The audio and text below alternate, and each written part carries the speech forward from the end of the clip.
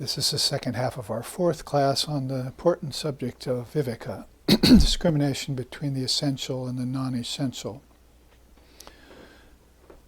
And in this half we're going to look and continue on in both Buddhism, in this case Tibetan Buddhism, and also look at an ancient teaching of Lord Vasishta's about the birth, life, death, and rebirth process, a wheel beings get on, and as usual, in true religion and philosophy, it's not all that simple.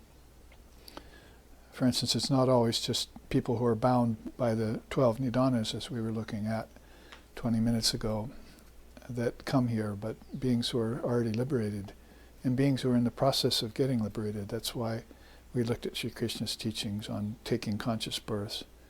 Sri Aurobindo, and I read him in my early days, most of what he wrote, which is a lot.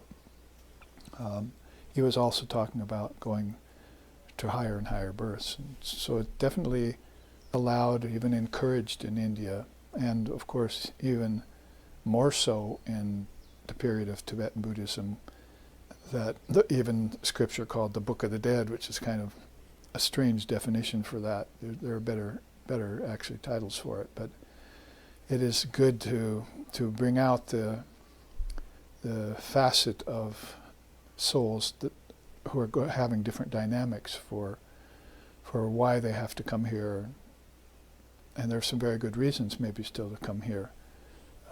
Compassion for others and so forth, which is at the very foundation of Buddhism.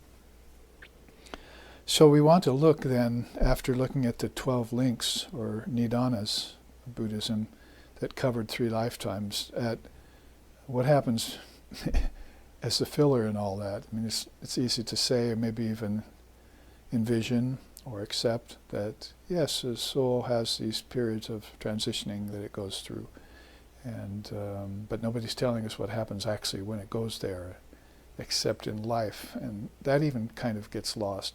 Trying to describe a person's life is very, very complex, and what happens to them, and what doesn't happen to them, but should be happening to them too. But it's by that kind of analysis that we come to a fuller understanding, which graduates us and makes us more prepared and qualified, not only for better births ourselves or even transcendent of rebirth, but to reach higher lands, like 10 pure lands in Buddhism, or levels of detachment that I'll hopefully show you at the end of the class today, even if we briefly look through it, so that we get an idea of, in both traditions, or aspects of the same tradition, I like to say, that this is what's going on, and explains some of the dynamics. So in Tibetan Buddhism, to get right to it, then you see here, again in painting by my friend Gary Dickens, who passed away like this, leaning against a wall, I mentioned last week, some 15 years ago or so. He did some very nice paintings and gave me permission to use them, not only as covers for my CDs and back then cassettes, even if you remember what those are, and but also on these charts that he pretty much let me use all of his work for as I liked. And of course, by the time these charts came along, he had already passed away. But I'm sure that if he has taken a new birth, or even if he hasn't, he's in a bardo state somewhere going, look at my paintings that got used in accord with the Dharma, and people are learning.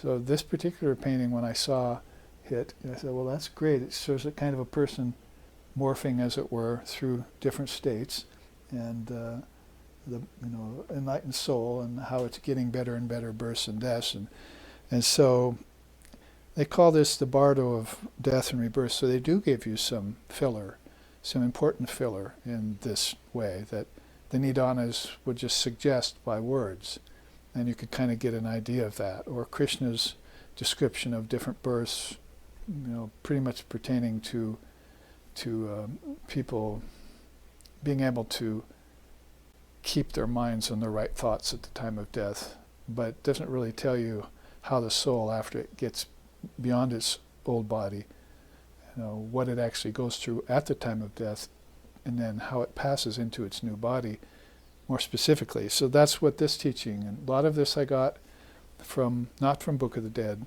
back in those days, but over here on the island of Maui from a teacher named Janggang Khantrul Rinpoche, who I was fortunate enough to meet. He actually showed me to the Karmapa, whom I got initiated from in Tibetan Buddhism.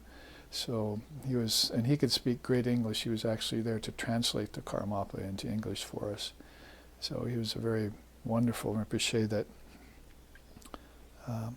passed away in a car accident some years later, and I was wondered, he probably just saw that as an event going by as this happened to him. But he was very good at explaining these teachings in Tibetan Buddhism, and a lot of the Americans were having a hard time. They have much harder time with Tibetan Buddhism than they have with Vedanta. And Tibetan Buddhism has got extra heavy cultural overlays to it, and has to be translated by a good teacher, even more so than, say, Vivekananda just coming here and pretty much telling us about Advaita. And the clear way in which he could do that, even to people who were intellectually stunted or mentally oppressed by the tyranny of their ancestors, he used to say. But you can break through that kind of thing. But for Tibetan Buddhism, the language, which isn't Sanskrit, as well as the combination of the Bon religion in Tibet that Buddhism infiltrated, if you were, and took over, so that you've got this form of Buddhism that's so rich visually and externally, with Buddha fields and things that you wouldn't necessarily find out in other schools of Buddhism, definitely not in Zen. So, not that they're not accepted, but the way in which it's put forth as a philosophy. So, this really is one of the valuable, I think the most valuable addition to Indian religion, if you want to lump sum it like that, by Tibetan Buddhism, is this idea of, or this relative idea, or this principle of bardos. It's an important word. We'd call it loka, maybe, or we could call it akashas in Sanskrit, if you have done some study about those 5 akashas, like the 5 Russian dolls, each hanging out inside of each other. Every time I do this, I get into trouble. But meaning, so you get the idea. How our sheaths encase each other. In our body, then our energy sheath, then our mind sheath, then our intellect sheath, then our ego sheath. The Adara system, they call it in Vedanta. And how in the very center of that is this Atman, and all these sheaths are covering it. And though you strip off the coverings from the gift, I used to say, the Atman is your precious jewel. And we used to teach kids by putting a crystal inside, a box, and putting some Easter egg fluff stuff over that, and then a little some wrapping around that in a box, and some outer with a ribbon. They start unwrapping their gift, and you tell them which sheath you were discriminating away as they got closer to the Atman. So they try and, like we were saying at satsang the other day, probably instead of putting, Dr. Seuss's cat or hat or whatever it is, or the cow jumped over the moon on the wall into your nursery school or your first grade school, put a bird on a mast and explain how that mast is the Atman, and the bird has to stick to it. Can't go anywhere. It's everywhere at once. Or do something that's more inventive for young minds, so that you can wake them up from this intoxication of materialistic Maya, which is at its worst. Maya at its worst. There's Maya at its better, and then Maya at its best. We know that's Mahamaya, the Divine Mother. So teachings like this then would be a very good, where I just came from, where I am now, where I'm going, and how the soul never comes and goes, all together in ways that they can understand, like 5 Russian dolls, like that. We have a chart, of course, on the 5 Akashas, all pointing to the 5 Russian dolls. I was going to bring it, but this is probably better. So you see there, the whole thing is a kind of duration of some 28 days for most souls. I mean, you can't really get too specific because souls, they have a different destiny written on every one of them, their karmic destiny. So, but generally speaking, you could say that 7-day periods are taken into account there. When the Rinpoches studied souls, they not only guided them out of the body, but they kept it in touch with them after they left the body through meditation, because they had been meditating on each other during life, your guru and the disciple. So they have a very close relationship, just like you have with your mother and father. You thought of them for decades, so of course you thought of them in a certain way, not as enlightened beings necessarily, unfortunately, but you had a very close primal relationship with them. So then that becomes more of a primordial relationship with your guru when the disciple comes. The most valuable relationship of all, bar none, they say in India, is the relationship between disciple and guru, because the guru will give everything to the disciple it needs to get itself free if it got bound. So there you see this first quote by this wonderful Rinpoche that I learned from. He says, "This teaching is extraordinarily important for our present day world, because today we live with widespread conditions of distraction that weaken our ability to concentrate fully upon whatever practice we are engaged in. And it is only with fearlessness that we can maintain mindfulness and awareness free from this distraction." So in Sri Ramakrishna's day it was worldliness is the great problem. And then flash ahead these many decades and you have Jamgon Khantrul Rinpoche saying distraction is now on the scene as the main problem.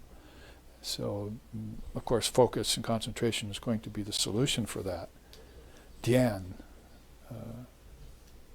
leading to dharana leading to dhyan, sixth limb of yoga to the seventh, both of them preceded by pratyahara, getting rid of distractions.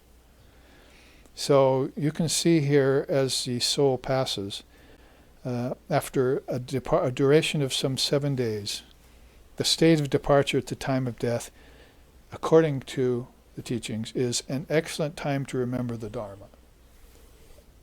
It's also kind of a caution. If you don't do it in 7 days, there's going to be some sort of hell to pay.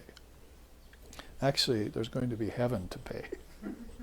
Because then if you can't become one with the light of Buddha nature, which they want you to be, if you can see it at the time of passing, it's best to go there and dissolve and forget all this dream business going on. Birth, life, death, rebirth, and all that.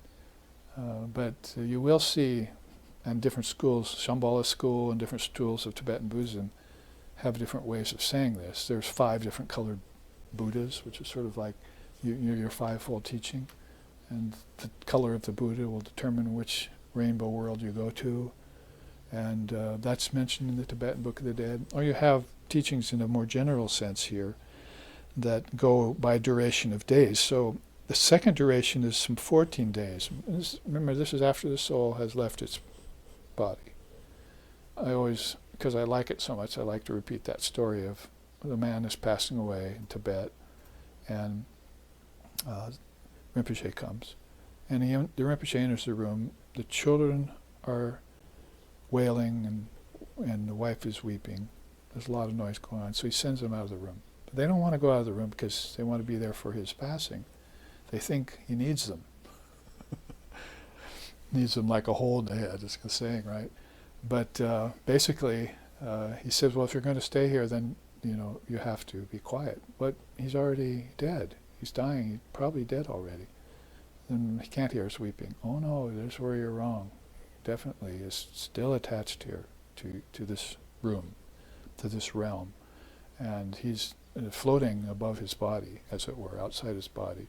And he's having, we'll get into it as we describe it, but he's having various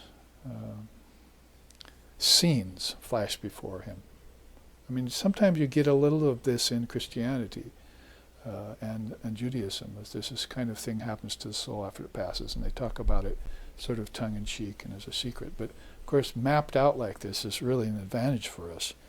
So the intermediate state between death and rebirth is being talked about here.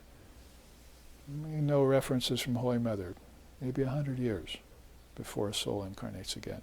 So you can see if that's true in the case of most people, then they're not going to remember.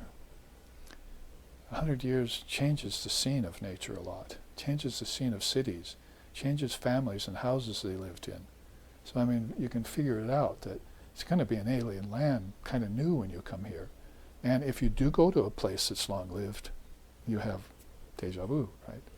You smell that incense that you once smelled in another lifetime, you go, that's really nice. Or you see that person, you know, your hairs bristle, because that was your enemy before.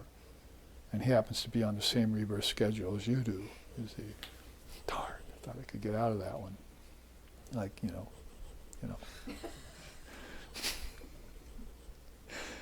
So all of this is going on to this Tibetan man who's got his Rinpoche up the street, fortunately, and he's coming and counseling. He's actually talking him out of the body before he leaves. But once he's out of the body, he's still there for a month or so. And, you know, as the body's being prepared in its way. Throw it out for the vultures. No, that only happens to Rinpoches usually. But basically it's being prepared for its demise, its return to the five elements. Well, another, what would it be, 14 days is a duration of 28 days. And this is the state of return and rebirth. An excellent time to find a teacher and strive for freedom. So obviously 100 years that Holy Mother talks about is probably for people who don't have a clue, or could be for people who are taking a rest. See? May he rest in peace. See? No, he's not really resting in peace, he's transmigrating. He's taking a break. He's still pining for the fjords. You see? Like the dead parrot in the Monty Python. Nailed him to the perch and sold him. Man takes him back later and says, he's a dead Polly. You sold me a dead bird. No, he's just pining for the fjords. He's not dead. So, anyway, I digress, but basically it's like that. He's out of the body, he's gone, but he's still being counseled. And he's still having these scenes, and that's the problem, really. But let's go right to the very time of death and look at this, because this is very interesting for us. If we have to pass in this way, hopefully we don't, or we won't have to. I mean, basically, Holy Mother also said, to those who have taken refuge in Sri Ramakrishna, he will appear to them at the time of their passing and take them to Ramakrishna Loka, or they will go into Brahman. They will, so much like Tibetan Buddhism. Either you go to the Buddha light, or you go to some realm. The higher the realm, the better. But your consciousness is moving in one case, but consciousness doesn't move according to non-duality. So you're still in this sort of misconception or this ideation that you're going places when you're not. You're dreaming them. They're happening inside you, and they're also disappearing inside you, and that's what happened in your last lifetime. They happened inside of your mind, and it passed inside of your mind. Your body had nothing to do with it. It was incidental. And so the whole focus is the other way. The body has everything to do with it.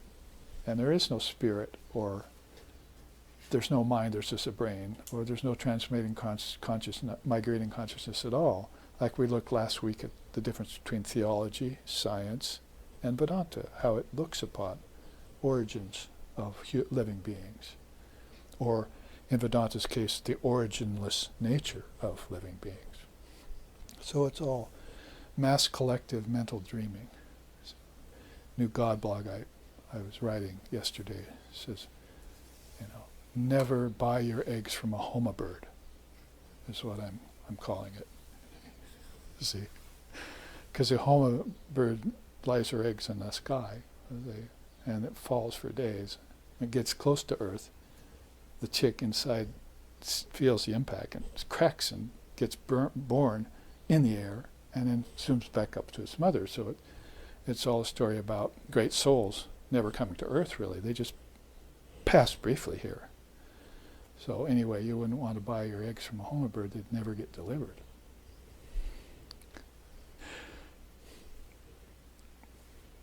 So the interesting thing here about the very time of death is the bardo at the moment of death is what's being talked about here. So earth dissolving into water. The external sign the soul will feel is weakness. And the internal sign is foggy perception. Now we were talking about Swami Vivekananda's passing the other day. We were having lunch. How he just, consulted the almanac, which is a profound thing in India. Don't try that with Dear Abbey here, you see. But it's a profound thing. So you consult the almanac, and then he said, go to meditation, I'll follow you later. Then he gave up the body. So it was all like done at once. His decision. A big rush of consciousness out. The crown of the head was still warm when they found the body. And a little bit of blood coming from his nose and eye, as if the body couldn't forbear this intense rush of consciousness to get out the crown chakra.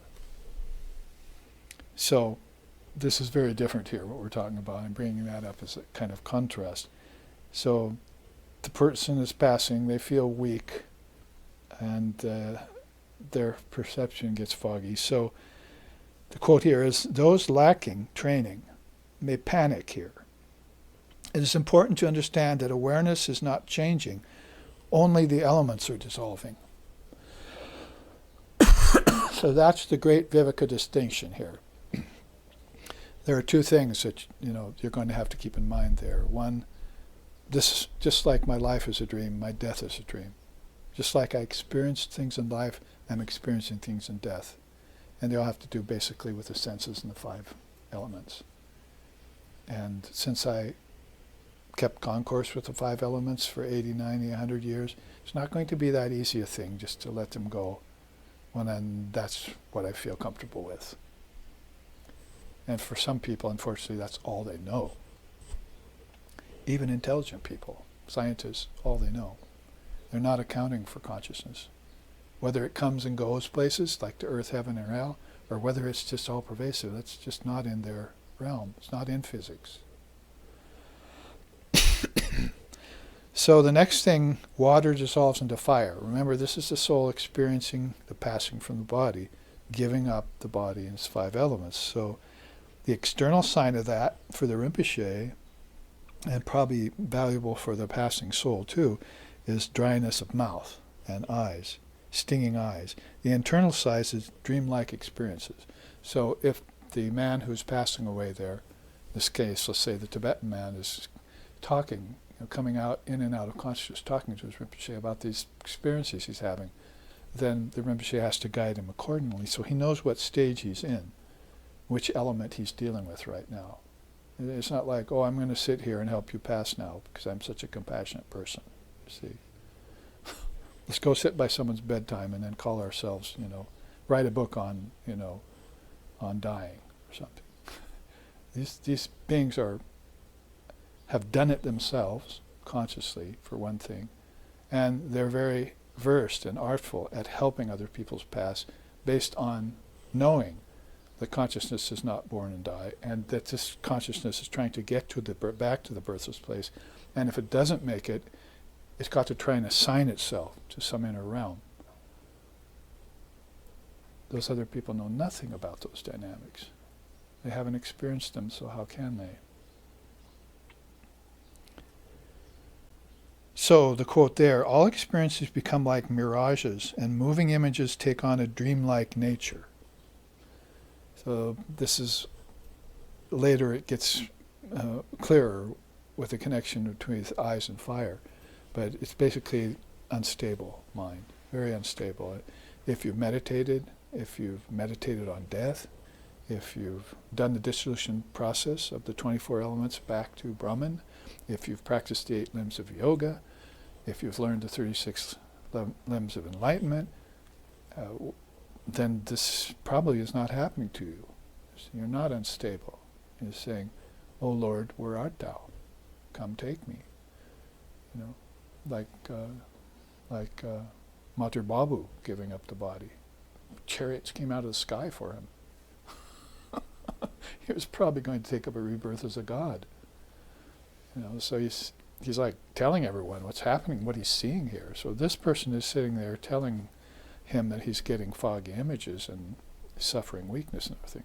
But a soul who is a devotee of Sri Ramakrishna is laying there saying, "There they come out of the sky with their chariots and the gods. I salute them." You know, he's just about to leave the body. He's having these profound experiences. Anyway, by way of comparison, I'm just saying, as they say. Then fire dissolving into air is the third, and that's the external sign. You get cold, loss of warmth. Your body, you're leaving your body, prana is leaking out of it. Of course, what do you expect? And then the internal sign is consciousness is unstable at that time. It's wobbly, it's not strong. Consciousness appears like a flame, the quote says, but it is unsteady due to constant movement. So you could say jockeying for position, maybe might be a nice sports saying to use. We're trying to get in position to be stable for the next play, to be ready.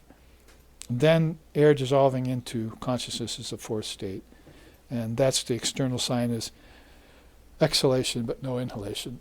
That's all she wrote for this body.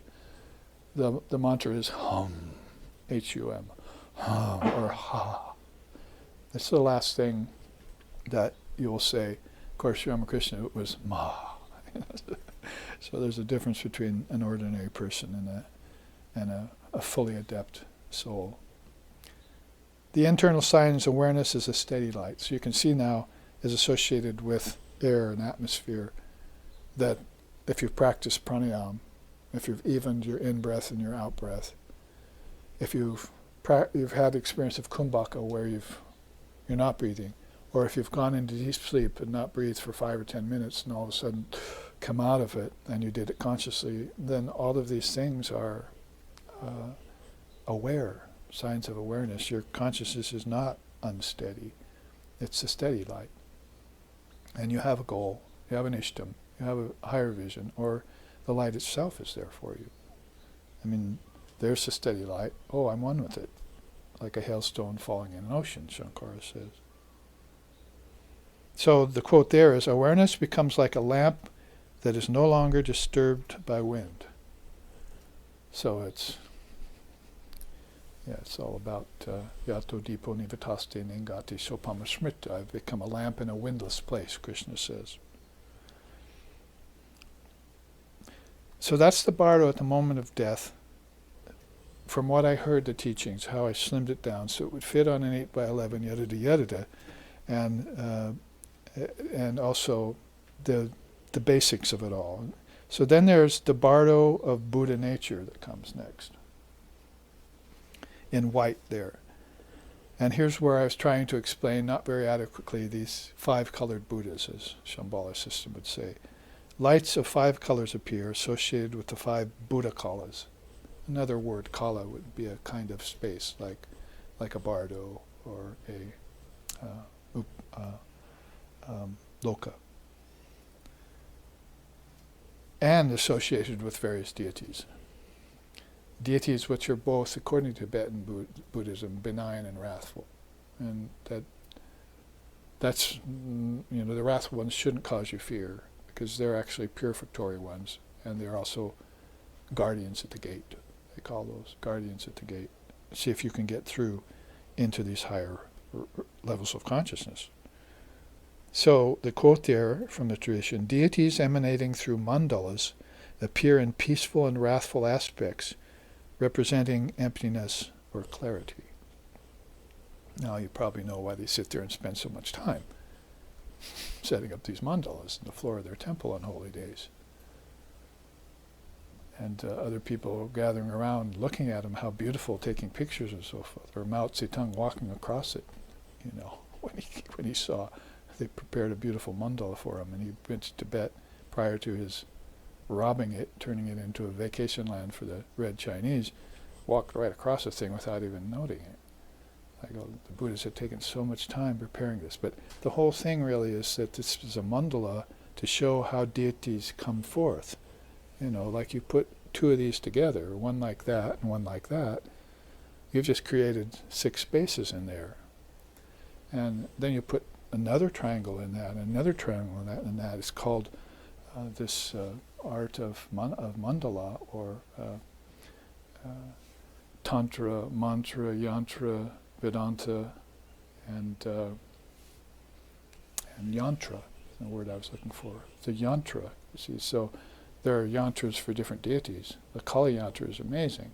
You see how many 3-sided forms are put together to create so many spaces, little spaces in beside all of that.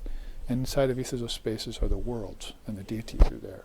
So you can see how consciousness is just not vast at all. It's not dimensional. It doesn't have anything to do with mass, physical mass, or width, or depth, or breadth. I've got a verse I can sing you about that from the Advaita. All of those things, he said, forget them. This is all just coming down to such a small point that it might as just be right there, see. And everything is there. And it's not in the physical head anymore. It's not even in the mind. It's an intellectual eye. It's a gateway of the highest kind, which some of these are leading to.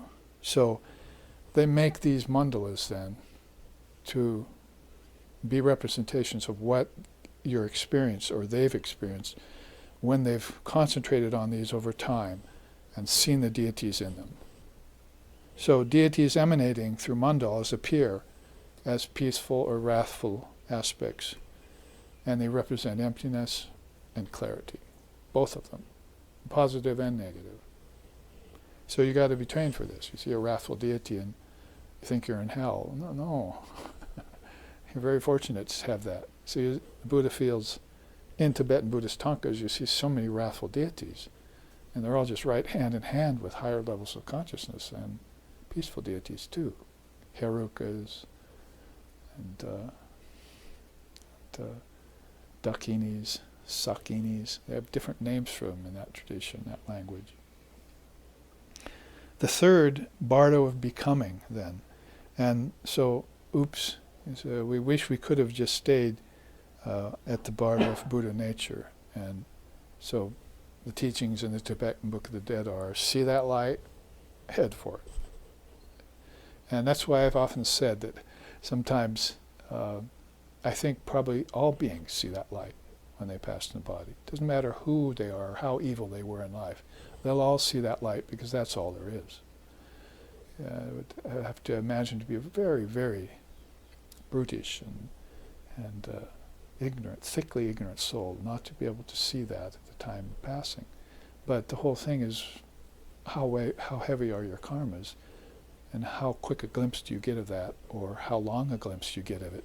Is it a 7-day glimpse? Because if it's a 7-day glimpse, they'll tell you, head for that light. Don't accept any wooden nickels. See? That's your source there. That's the Buddha light. Merge in it. If you can, bend all efforts, all strength. And so if you have weakness and so forth, it's not going to be possible. Second best then, the bardo that has all these 5 colors in it. And so which one can you attain? Because some of them are higher than others. One of them will give you a birth as a god, and you'll probably have visions of mansions and riches and everything. And if you select that one, if you can make it, you'll have a birth as a god. And doesn't mean that you won't come back here as a very powerful person who was a god in this previous lifetime, or a goddess. And that's where you get these powerful beings back here. And some of them still very much attached to dominating over other souls, or guiding other souls even. So in the bardo of becoming then, like I say, the mantra is oops, you see, O-O-P-S, or loops. So lights of lesser intensities appear, associated with the 6 modes of existence, and one relives the deeds of a past life. Well, there's a common teaching, that last one, in Buddha in Christianity and so forth. You'll get a picture of your last life, and you'll see the karma that you did, and particularly the negative karma you did. And you yourself will think, because there's no God there to judge you, as long, unless you're ignorant of the fact that this is the fact. You yourself will think, I blew it, and I've got to go back there and do better. I can do better. So here's a soul that's working its way up that ladder of better births, and ashamed of how much time it wasted, and how little of the Dharma it learned in that lifetime. And so this is just one or two possibilities of a soul that's now facing this rebirth process with the ancestors, having to choose another couple to be born to, and hopefully having the wherewithal to do it consciously, with the Dharma teachings remembered. Remember your past deeds, intact, you see. Oh, I remember when I did that. I remember how I offset that. Oh, I forgot that, sorry. So the whole thing is the mind taking reckoning of itself. The mind as a composite being, as a body-mind mechanism, as an antakarana, as a transmigrating unit, taking reckoning of itself because it couldn't, when it saw the Buddha light, give it up and dissolve. Or become a bodhisattva, because that's very high skillful means there. So lights of lesser intensities appear associated with the 6 modes of existence, and one relives the deeds of past lifetime. The quote in the tradition, if a man fails to recognize Buddha nature, then he is prepared to be reborn in one of the 6 realms of rebirth. We'd probably call them the 3 worlds here, Bur, Bhuva, Swaha in our tradition. And then you see over here on the side, underneath this Buddha that Gary drew so nicely. If you practice hard enough, and this is Jamgon Khantrul Rinpoche, I heard him say this, and I put this together later as accurately as I could remember. If you practice hard enough, you can gain enlightenment in this life. And that is best. If your practice in this life was guided by a spiritual teacher, then you will experience the clear light at the time of death and recognize the nature of mind. If that does not happen, there's a possibility to do so after death. There are practices one can do at the time of death. A spiritual master can also introduce the dying person to the bardo in such a way that he or she will recognize the clear light when it occurs. I mean, here I was, you can imagine me there over in Maui, in my 20s, going there to play my cello for Karmapa and getting initiated in the process. A young, mid-20s young man with my inspiration Lexixin with me, standing in front of this man in robes, in maroon robes, and yellow and maroon, in the sunshine with peacocks all around, this beautiful place where they had decided to give this teaching, and listening to him say that. Where had I ever heard anything like that before in my life, in the West, with parents at home, in my first 20 or 20 some years? So there's the richness of my experience to be there at that time, at that place, and to get this kind of explanation, if not guidance, of how things really are. That's not non-dual truth, but it's the penultimate step to it. You have to, pinpoint your ignorance to get rid of it. You can't just pretend it away and all of a sudden get into a non-dual state, never come back here again. Karma and ignorance won't allow that to happen to the mind. So you're divesting yourself of form and name.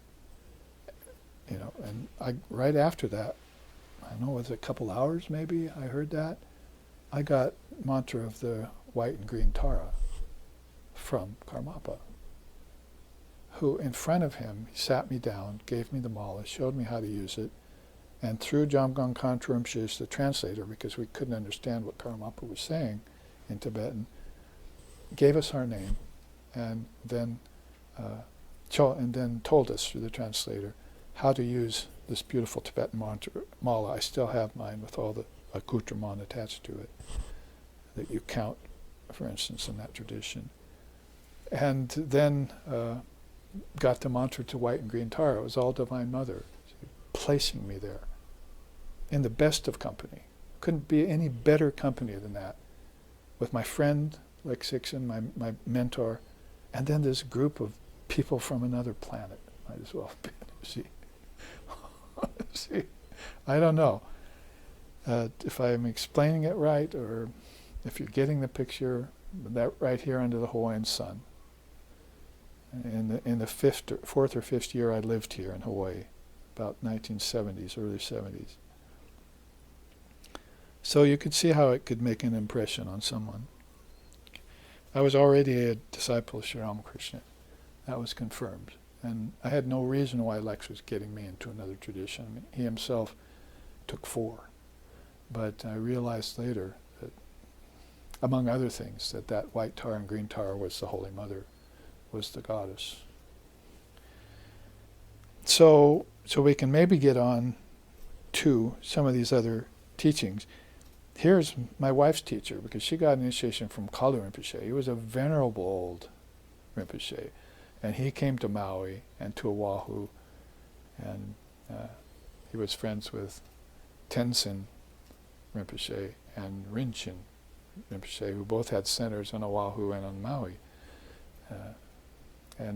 So they brought him here, and Kalu Rinpoche would give these great teachings. I have some really great stories about him, and Lex's children, for instance, and other things. But to keep it simple, he was a venerable old Rinpoche. I mean, he must have been, in his 80s back then. So lived a very long time. And here's where he uses this beautiful word for God in Buddhism. Tathagata Garbha pervades all beings in quantity as well as in quality. Are you thinking of Ganeshri? Don't remind me. Tathagata Garbha pervades all beings in quantity as well as in quality.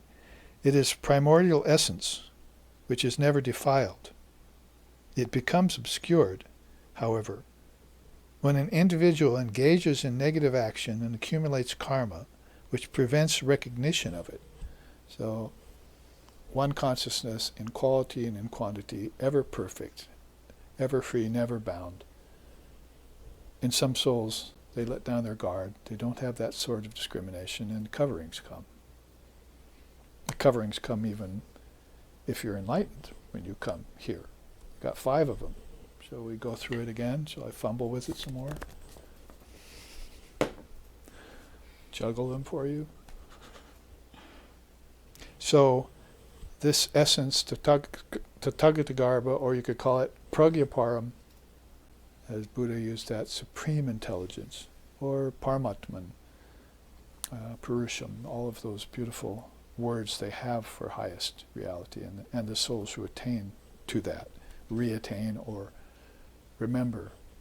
They remember something that never actually went away. It's just obscured in some ways. And sometimes in illumined souls, it'll go away because they're putting masks over it consciously. They know the truth at all times.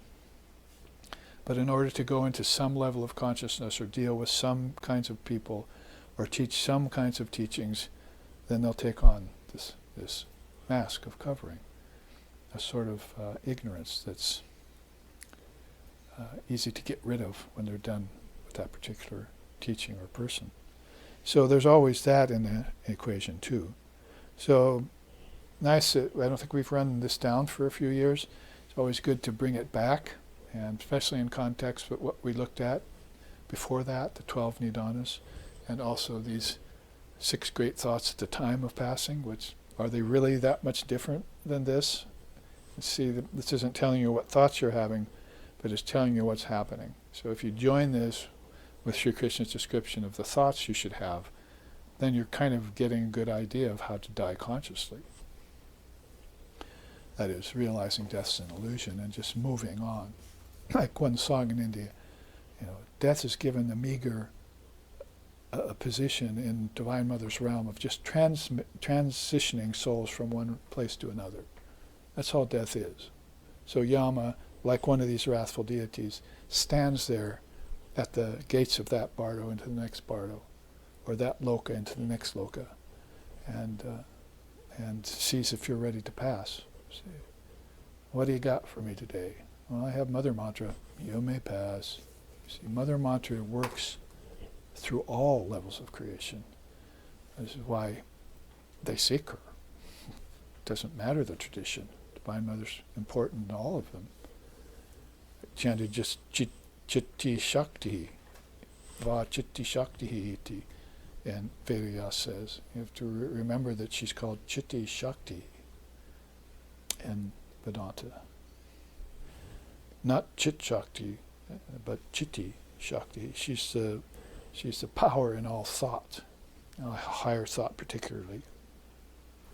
Let's go on, as the time remains about a half hour, and look at much, much earlier time. Lord Vashishta, who is the mind-born son of Lord Brahma, so we often sing about that. Gurur Brahma, Gurur Vishnu, Gurur Devo Maheshwara, Gurur Eva Param Brahma, Tasmai Shri Gurave Namaha, Tasmai Shri Gurave Namaha. So, the Guru, Brahma, Guru Vishnu, Guru Devo Maheshwara is Brahma, Vishnu, and Shiva. Lord Vashishta was one of the 10 mind-born sons of Lord Brahma at the beginning of this cosmic cycle that lasts hundreds and thousands of years. And so he told this story about being with his father, Lord Brahma. Lord Brahma played some interesting tricks on Vashishta. We know some of the, if you read Yoga Vashishta, they're amazing. So Lord Brahma was a real hoot, you see, as a father. So he basically, and this one time told him, come, I want to show you something. So he took him to this place where this being called Manas, which of course means mind, was being born and dying in ignorance. And he showed him this soul being born and dying in ignorance, and how he would do the same thing, like the hamster running in the mind, you see, in the hamster wheel. Nice image I found. The X-ray of the skull and the brain. Inside there's this hamster running inside the mind, you see, and it has no clue. So basically this Manas fella was just going around in cycles all the time. And this is the cycle right here. You see, projects a world of dire illusion and dwells therein, moves restlessly and bleeds amidst the sharp brambles and thorns of sense objects, subjects itself to endless pains via self-inflicted whips of unfulfilling desire, digs a well of darkness and frequents it in abject misery, seeks release from ignorance and takes refuge in pleasure, projects a pleasure garden but soon tires of it and falls into fatigue and remorse, and gets reborn into ignorance. This is the mind in bondage, all in cycles over many lifetimes. And the web of Maya behind it. So Lord Brahma, Lord Vashishta, you are here watching Manas do this. So they came down or out of Brahmaloka. It's one of the highest lokas there is, to spy this person so that Vashishta would get this lesson. What was the lesson? We'll find out. So watching that enough, Lord Brahma intervened. Very rare. He intervened and tried to convince Manas, that he didn't have to do this anymore. And Manas would just laugh and get into his climb back into his well, and be born again. And so you could, of course, the symbology is kind of obviously here with souls who are peg ignorant, or like Sharmakrishna said, they never think of God even by accident. So that's the unfortunate condition of samsara and those bound souls. as we've seen. But after Lord Brahma intervened, a little change happened in Manas. And in the meantime, his son, Vasishtha, said, "I'm really getting tired of this, Dad." I said, "Can we go now?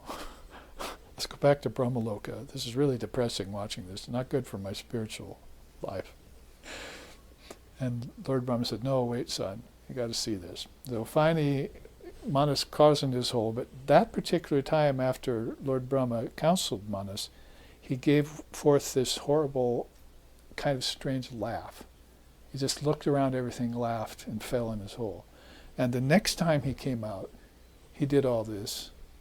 But then Lord Brahma points to Vasishtha and said, "Oh, wait a minute." He then gained a glimpse of the truth, but only at the moment of death. So you see how we're picking it up here in this web of time.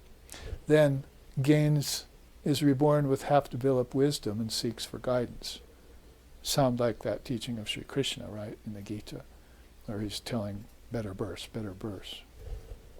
Then gains holy company, grace of a wise guru, and gets initiated. That's putting a stamp, a great seal on things when that happens. You've been waiting for that for lifetimes, you say. Or if you had it before, you need to get it again, as quick as you can in this lifetime. Even the wise go for initiation to gurus. Even if they don't need them, they go. Because here on earth, that's how thick things are, ignorance. Then, the master's desires, breaks attachment, attains jnanam. Well, there's your Viveka right there. And that's when the samsaric cycles end. It's just like Tripura Sundari. You left one world, you renounced this world. Did you die? Were you nothing then? Did you go to a void? No, you stepped into Mother's feet. You were in a whole different world, and it happened in an instant. As soon as you heard her name, as soon as you got initiated, you just left this world and entered another one. And the mind doesn't realize this yet. It has to catch up to the fact of what just happened to it. And that's why, like Sixon, every time anyone got initiated, he was right there and said, "Do you realize what just happened to you?" And they were like, "Well, no, what?" She got initiated by a direct disciple of Holy Mother. Oh, okay. 10 years later, maybe it catches up with them, if they do the mantra. Holy Mother said, quicker your wisdom comes back to you if you do the mantra. Slower if you don't. So when samsaric cycles end, the getting gets good. It attains the incomparable state of parabrahma. And this is where pure mind, you see, not mind in bondage, and breaks this web of Maya. So that's where it's broken. The web is gone, and one gets pure mind, and is in the Mahamaya portion of this. If it's born again, it'll probably start with this remembrance of its glimpse of truth, and be reborn with higher births. It gets the knack of that. There's no settling for anything less than that. Like I told you about my friend in Portland, said, "What's it all about for you now?" The next birth has to be dharmic parents. That's all. I won't accept anything less. So if he has another birth, it's got to be in that atmosphere that helps you, once you've retained the memory and done all the work, helps you bring it back again and use it for your own highest good and the highest good of others. A quick study here. The quote up there we didn't get to. Ram's request to Vasishtha, quote, "Please inform me as to the nature of this dual mind and inert body, and how the soul entwines itself inextricably in repeated rounds of birth and death on the wheel of samsara." Very powerful question by a 14-year-old young avatar, yet to be. So you met Vasishtha, he was still quite young, and he'd just been outside the castle like Buddha.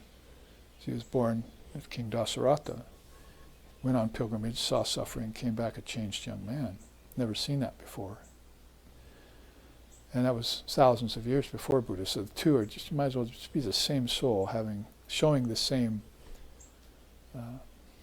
facets of this lifetime of remembrance divine reckoning, and how to carry it forth as a spiritual art and help people. So that you can read about that in Yoga Vishishta. SRV, we even put out our own version of that. Some quintessential Yoga Vishishta means I took a bunch of the stories I thought were most pertinent to people in the West today from that very huge scripture that even in its present version is maybe only a third of it has been translated into English ever.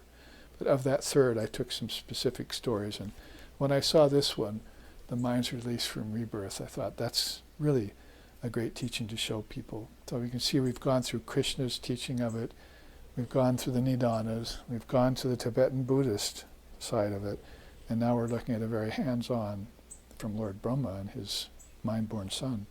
Mind-born son, not flesh-born son. So this happens at a very, very high and deep level. Even Father of Yoga says, when a yogi's on earth, he creates mind-born sons and daughters. They just have to come to him for teachings, and it's a done deal. So that would have to do with initiation and sharing the wisdom of the Dharma with them so they remember. See? Get it for the first time? I don't know about that. It's always in the soul. Maybe for the first time in 100,000 years, if you're that unfortunate. But you must retrieve this, and then that's just part of the practice and battle. Then you keep it from lifetime to lifetime, and you become like these past masters. So they're adepts, they're masters, and they're past masters. And that's a good distinction to make. All right, we have just enough time to actually take a quick look. As I think we've gone through birth, life, rebirth, or death and rebirth fairly well, as much as 12 hours can allow, or actually more like 6 hours this week and last Sunday. So here's a beautiful picture of Vivekananda that they found more recently. And isn't that a look of Viveka and beyond that you can see there?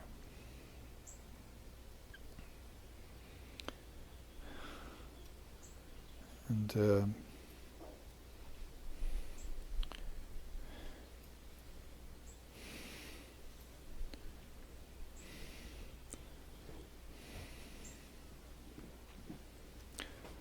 glasses.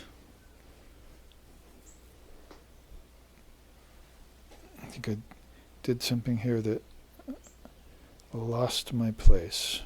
I guess that happens in books as well as iPads.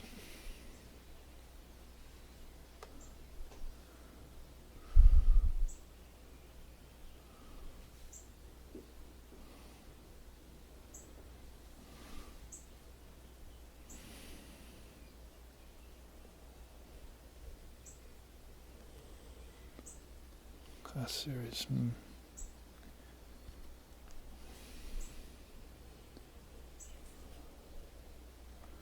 All right, so I'll be able to, I'll have to crane my neck a little bit, but basically the quote to start this off is, sages reach the inaccessible, making it accessible via the three gates of Vairagya, Utsaha, and Guru Bhakti. So you say after Viveka, then this is what comes forward. Serving the Guru and the spiritual cause with great enthusiasm, that's Utsaha, they learn the meaning of dispassion and attain supreme detachment. And just like there are 10 lands of higher lands, pure lands they call them, and there are also lower bardos. And in one teaching there's seven, the Agyana Bhumikas are the 7 lower worlds, the Gyana Bhumikas are the 7 upper worlds. So the whole idea is that everything's made out of knowledge. The whole thing's made out of knowledge, even objects made out of knowledge. And so you kind of keep that in mind, and then you proceed by knowledge. And then you can discriminate between lower and higher knowledge, or avidya and vidya. And then levels of detachment will happen to you as that happens. So Yatamana is the first. And you can see how initial detachment of a beginning aspirant who, having come to know that the body and the senses require purification, attempts to bring them under control. So that's, of course, beyond most people who, like I said, have no interest, never think of God by accident. And so there's some dawning of awareness, some awakening, spiritual awakening, I like to call that. A nice couple books we've had in our Vedanta traditions, how, spiritual awakening and how that happens, as we've seen it in Vedanta since Vivekananda's been here, and of course before him. So, something like Vashishta's being shown by Lord Brahma the nature of ignorance, that's a valuable teaching for him. He was about to give up on that soul, but then he saw that some intervention there was possible, and that the soul was able to get the glimmerings of awareness and then free himself. Holy Mother said that some souls are able to free themselves from all sorts of karmas at the moment of death. It's just like they held them to a certain point and then just blasted them and went straight to Brahman. So you quite never know what in the makeup of a soul, the appearance, like in the body and senses, what's going on there, how close they are to a high level of realization or even full enlightenment, or in other cases, how it's very hard to read them and they still have many lifetimes to live. All under their own auspice. So after Yatamana you have Mridu Vairagya. So that word Vairagya appears, Viveka Vairagya. So you have detachment going on at a more powerful level. And of course this is still meek, they call it. And then you get mild, and then you get supreme. So that's mild detachment, which is intermittent, vague, and weak, and which easily falls victim to compromise and distraction. You might as well go back here and see how this soul, if he had weakness and so forth, rather than great visions or aspirations at the time of passing, had no fear or less fear.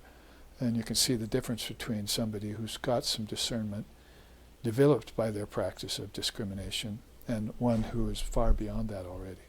So that weakness is what Swami Vivekananda called the only sin. He actually made that statement. The only sin is weakness. So the great solution is strength. Weak people cannot have a spiritual life, he said. So he was very, very definite about it. And so this sort of discrimination, which he named himself after, is going to play a key part in gaining of this strength. He called that whole thing my man-making policy. He wanted all souls, it didn't have to do with gender, he wanted all souls, whether they're male or female, to get this sort of discrimination and make themselves in its image. And it's going to have to proceed on strength, given all the weakness that's going on around you. Weakness in the form of people who are even muscle-bound. Take a muscle-bound person and sit them down for meditation. I've had that experience. They're just frightened to death of closing their eyes. Can hardly go to sleep at night. So, it doesn't have to do just with physical strength. Physical strength can help. But there's this inner strength, or these inner muscles of detachment that are being built as you go along. So, easily falls victim to compromise and distraction. That distraction is what Jamgon Khantrul Rinpoche is talking about there, is the real problem in this day and age he saw back in 1970 was. Madhya Vairagya, middling type of detachment, lacking in intensity, which nevertheless rises up sporadically at times with intensity, but soon dies away.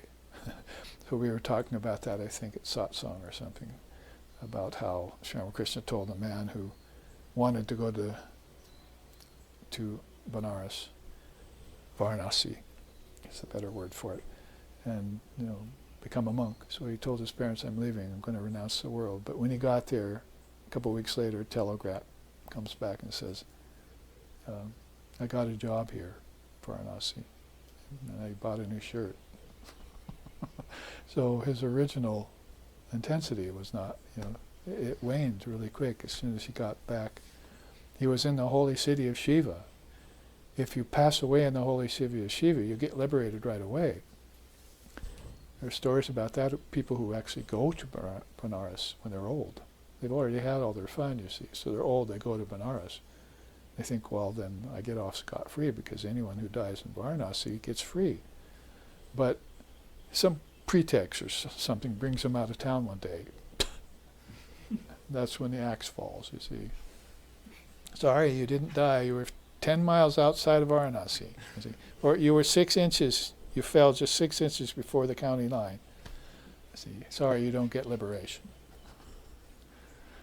So it's back to the bardo of becoming for me.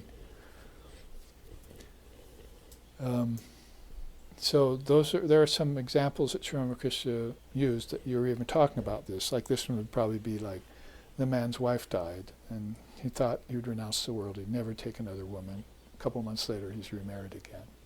That's how Master Sri Ramakrishna put it. So it wasn't very strong.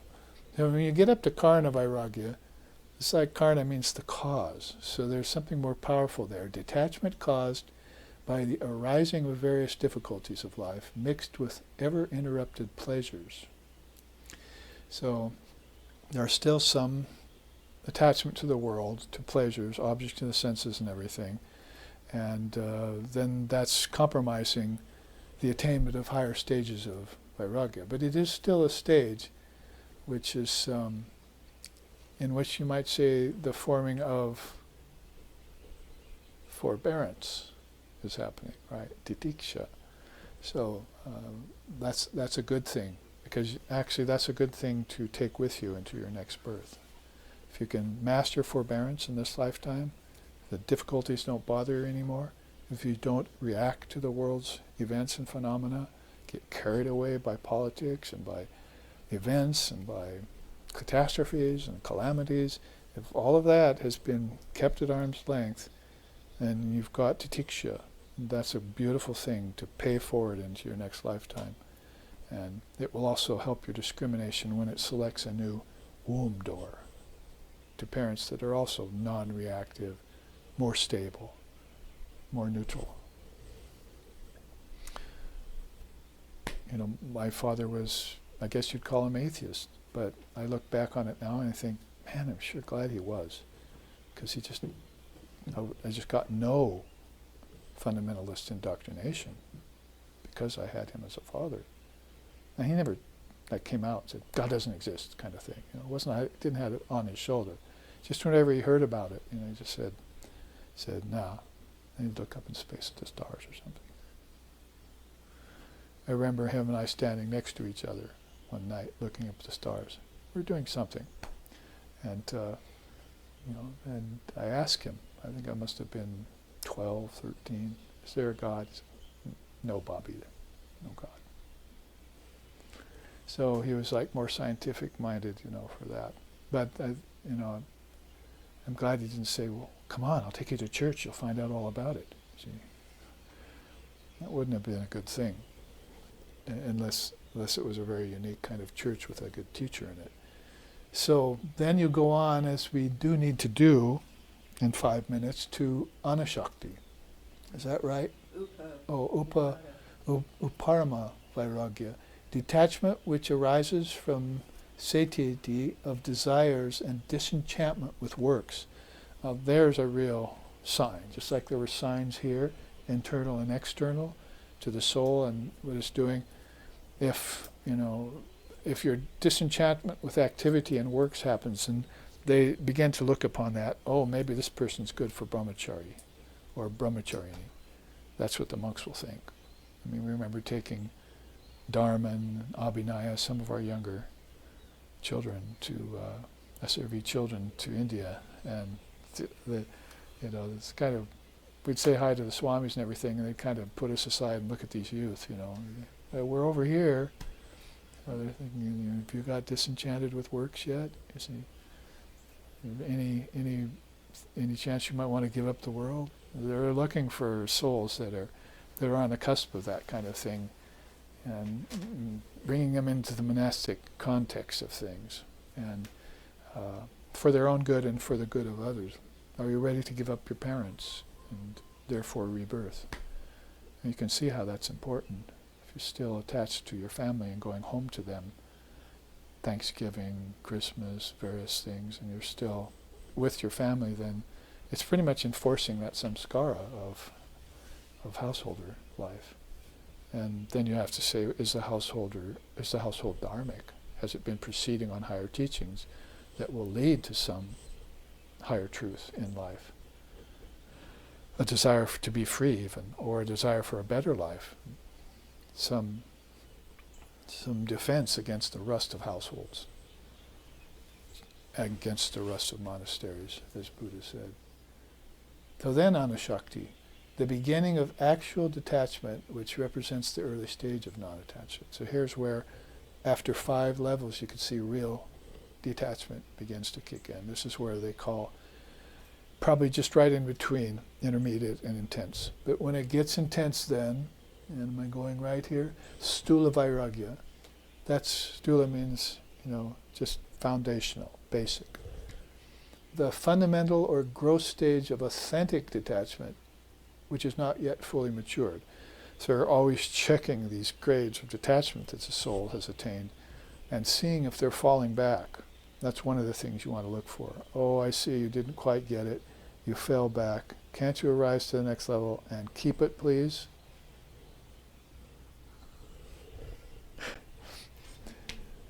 And give up the gross, and actually get on the authentic track. Well, at that point, then you've got Stula Vairagya, followed by Vaishikara, a more mature state of detachment, sometimes called the highest state of lower dispassion. And that arrow's not pointing to his third eye. It's pointing down here, where you can go in the right order. But it could be. So sometimes called the highest state of lower dispassion. So you've got a gross authentic detachment, then you've got a kind of detachment that is the next level. And this is the way it proceeds, how they describe it. Adimatra, a high state of detachment under the influence of which the pleasures of life seem insipid, even feel painful. So these descriptions are given in the scriptures to give people a sign. Like you have a disease, you have certain signs, right? So if you have a disease of worldliness, but you still want to get free of disease of worldliness, they're looking for certain things in you. Like you're not so attached to relationships or parents anymore, or families, or work, or in this case, pleasures even start to disappear. They're even kind of painful to you. So, that happens to people. So it's not like this is all so cut and dried.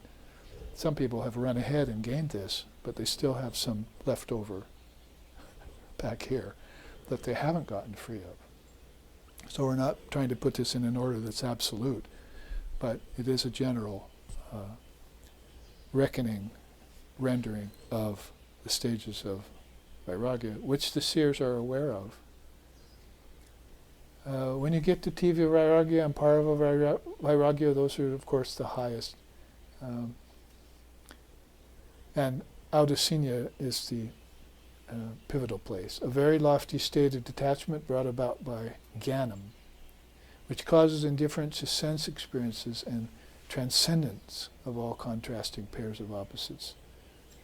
So it's a lofty state of detachment as compared to some of these lesser ones. And there the sign is in absolute, actual indifference.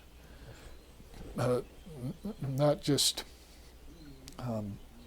a detachment which pleasures are starting to turn insipid, but you really, it's just, they're not there anymore. See? And the person is walking around free of that kind of baggage, just naturally that way.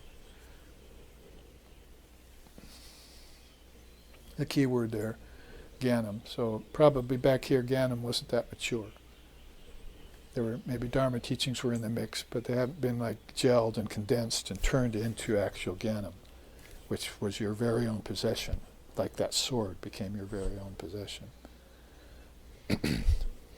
Then, and we've just running out of time for these last two, Tivya Vairagya, the most intense form of detachment, short of fully matured vairagyam, where a very keen sense of natural abidance is felt.